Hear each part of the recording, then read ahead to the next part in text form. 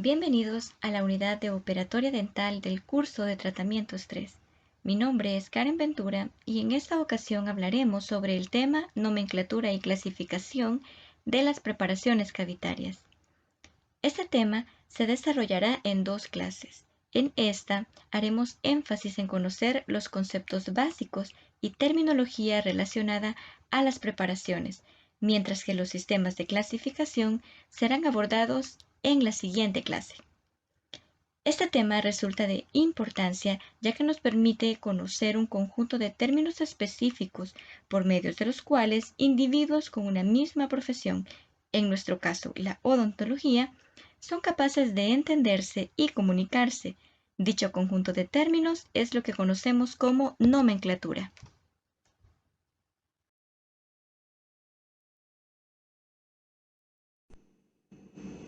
Los objetivos que se han establecido en esta clase y que se esperan cumplir al final de ellas son los siguientes. Número 1.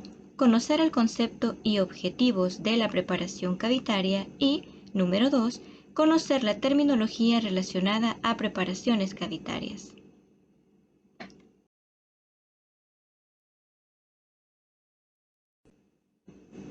La operatoria dental es una rama de la odontología la cual se encarga del estudio y tratamiento de las piezas dentarias afectadas por procesos patológicos como la caries dental.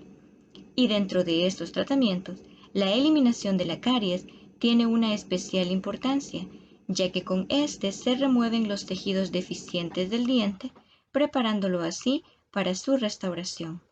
A esta eliminación del tejido cariado se le conoce también como preparación cavitaria.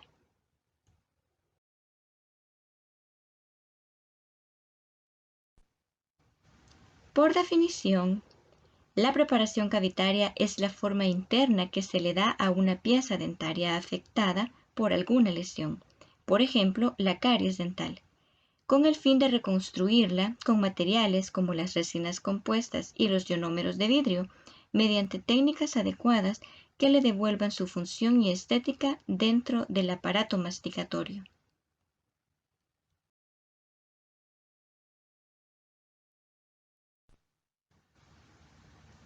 La realización de una preparación cavitaria tiene varios objetivos, dentro de los cuales se encuentran apertura de los tejidos duros, lo cual se realiza para tener un adecuado acceso a la lesión.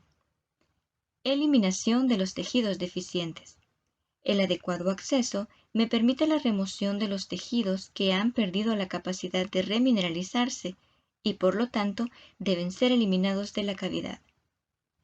No dañar los tejidos blandos peridentales. Los tejidos periodontales deben ser especialmente cuidados durante la preparación cavitaria para evitar que sean dañados de manera innecesaria. La protección de la biología pulpar es uno de los principales objetivos de los tratamientos en operatoria dental, ya que busca el mantenimiento de la vitalidad pulpar siempre que sea posible. Y el último de los objetivos es facilitar la restauración mediante técnicas y maniobras complementarias. La preparación cavitaria crea el escenario para realizar la restauración del diente tratado, siendo los materiales más utilizados para dicho procedimiento las resinas compuestas y los ionómeros de vidrio.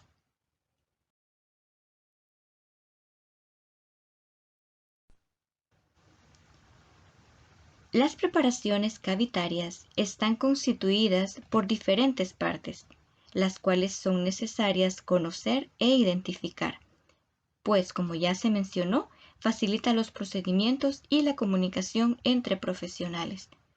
Dichas partes constituyentes de las preparaciones se pueden dividir en 5 grupos, los cuales son: número 1, paredes; número 2, piso; número 3, ángulos diedros; número 4, ángulos triedros; y número 5, margen cabo superficial. Cada una de ellas se describen a continuación.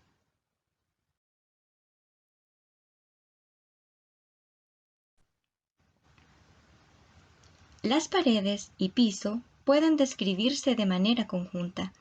Estos se definen como los límites internos de la cavidad y se denominan como la superficie del diente a la que se encuentran próxima, y en general siguen su dirección. Por ejemplo, si uno de los límites internos de una cavidad se encuentra próxima a la superficie mesial, ésta se denominará pared mesial. Si por el contrario se encuentra próxima a la superficie distal, se denominará pared distal, y así sucesivamente.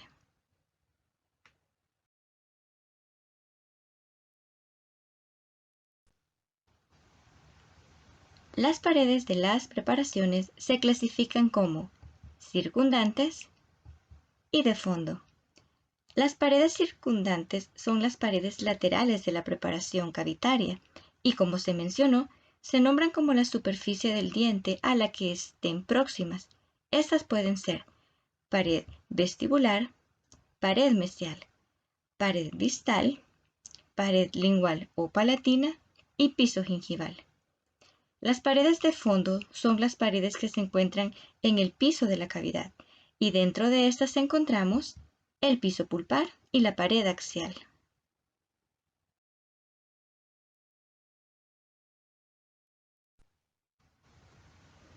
En esta imagen se observa una preparación cavitaria que involucra la superficie proximal distal y la superficie oclusal en la pieza 3-6.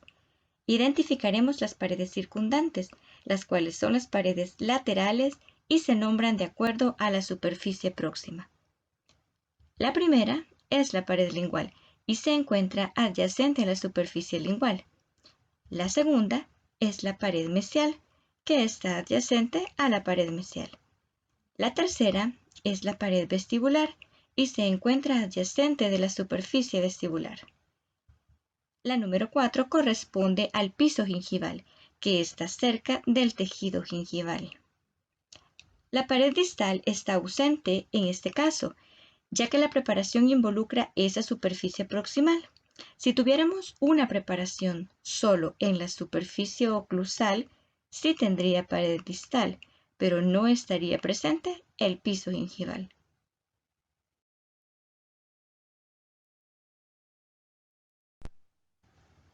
Ahora identificaremos las paredes de fondo. Estas son las que están en el piso de la cavidad. La primera de ellas es el piso pulpar. El piso pulpar es el que se encuentra perpendicular al eje axial del diente, sobre el techo de la cámara pulpar. Y la segunda es la pared axial. Esta se encuentra paralela al eje axial del diente.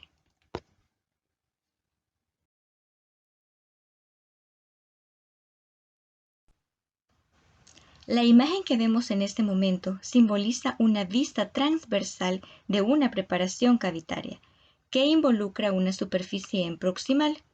En esta se aprecia mejor la distribución de las paredes de fondo y su relación con el eje axial del diente, siendo el piso pulpar el que está perpendicular a este, sobre el techo de la cámara pulpar, la cual está representada en color rosado, mientras que la pared axial se encuentra paralela al eje longitudinal del diente.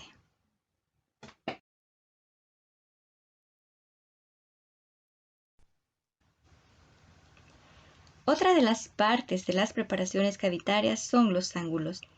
Estos se forman con la unión de dos o tres paredes de la preparación. Al ángulo formado por la unión de dos paredes se le denomina ángulo diedro y también se conocen con el nombre de ángulos línea, mientras que a la intersección de tres paredes se le conoce como ángulo triedro o ángulos punto. Los ángulos son nombrados de acuerdo a las paredes que lo conforman.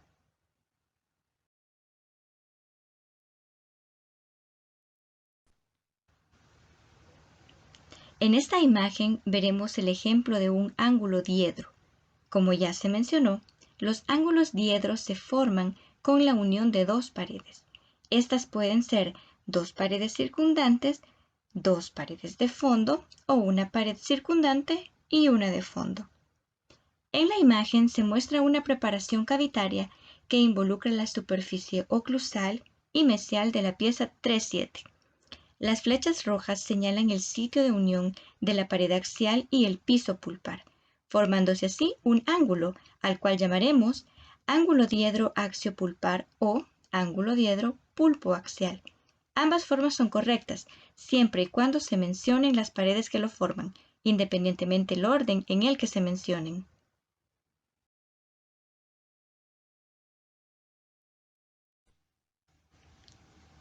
En la misma imagen podemos identificar un ángulo triedro, el cual se forma por la intersección de tres paredes.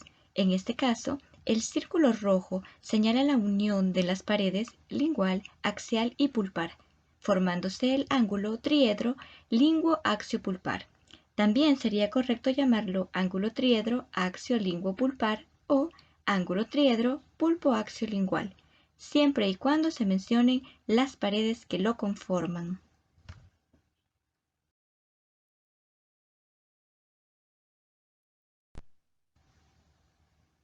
Otra de las partes importantes de las preparaciones cavitarias es el margen cavo superficial, el cual se conoce también con el nombre de borde cavo superficial o ángulo cavo superficial. Este se define como el ángulo formado cuando una pared cavitaria emerge hacia la superficie del diente e indica o señala el límite externo de las preparaciones y será el lugar de unión entre la estructura dental intacta y el material restaurador.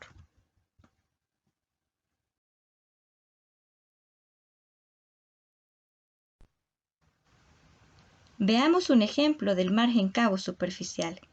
En esta imagen observamos una preparación cavitaria en una primera molar, la cual involucra las superficies mesial, oclusal y palatina. El ángulo cavo superficial se formaría entre las paredes de la preparación cuando se unen con la superficie externa del diente, y es representada en esta imagen por una línea roja que indica el sitio de unión entre estas dos zonas.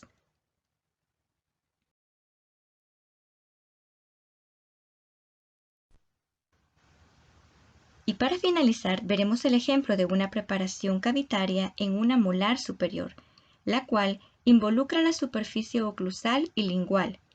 Es importante tratar de identificar las paredes de dicha preparación, tanto las circundantes como las de fondo y los ángulos que se forman en sus uniones. Otros aspectos importantes que se observan, tales como el uso del aislamiento absoluto, el uso de instrumental adecuado y la constante refrigeración al utilizar piezas de alta velocidad, son temáticas que desarrollaremos en las próximas clases. En esta preparación en la superficie oclusal se pueden distinguir las paredes circundantes, vestibular, mesial, distal y lingual, y el piso pulpar en el fondo de la preparación, mientras que en la preparación en la superficie lingual se distinguen las paredes mesial, distal y gingival.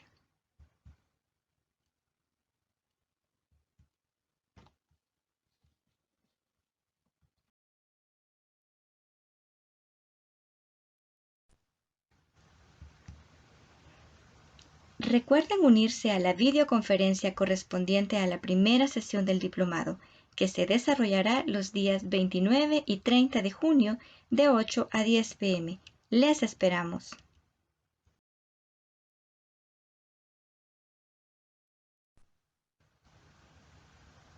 En esta clase aprendimos concepto, objetivos y terminología relacionada a las preparaciones cavitarias. Muchas gracias por su atención. Hasta la próxima clase.